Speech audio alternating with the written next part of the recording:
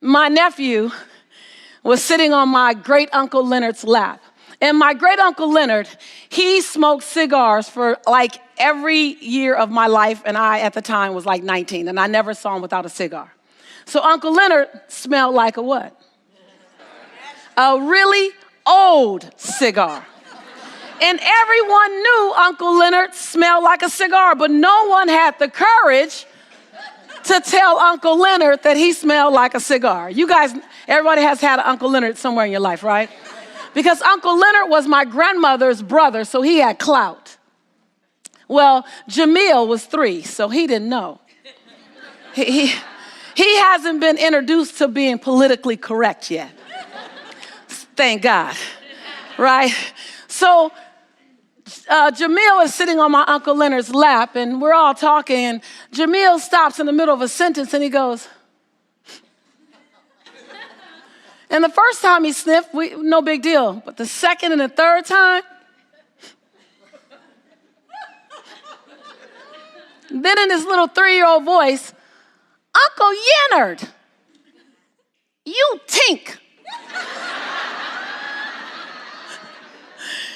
And you can hear a pin drop in the room. Oh. And everyone in that moment was grateful that they were not Jamil's mother. And we all gazed at her. Bad mom, bad mom.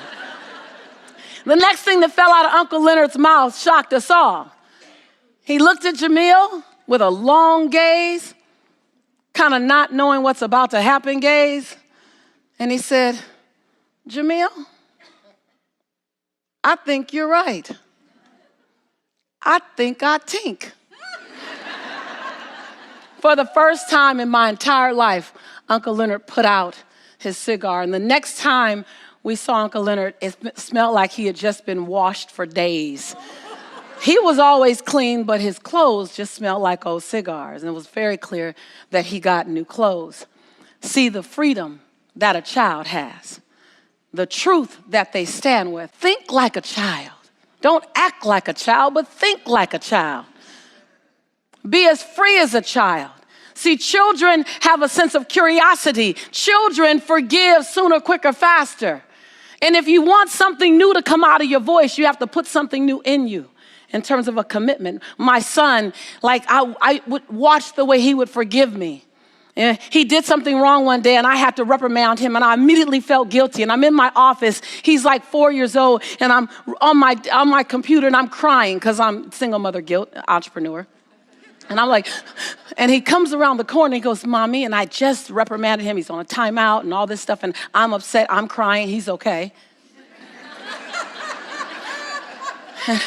And he comes around the corner, and he says, Mommy. I was like, yes. Do you want to lay down with me? Yes. And he goes and he lays out this little skinny arm, and I put my big old head on that arm. There's something that happens when we allow ourselves to sit inside freedom, sit inside transparency, sit inside what I like to call carefrontation. That means I might push up against you a little bit. I might make you mildly to moderately to significantly uncomfortable in any form of mediocrity. But it's out of the spirit of love. You want to inspire people with your voice, from your child to your sibling, to your significant other, to your community, to the world, to this room. Be willing to love me enough to tell me your truth. Then love me enough to tell me my truth. Then love me enough to just tell me the truth. And be willing to touch the edge of your own comfort zone. You show me yours, and I'll show you mine. You show me your heart, and I'll show you my love. You let me know that you're willing to be imperfect and still have a perfectly giving, serving, loving life, then you give me permission to let my imperfection out into the world too. See, you want to speak at another level?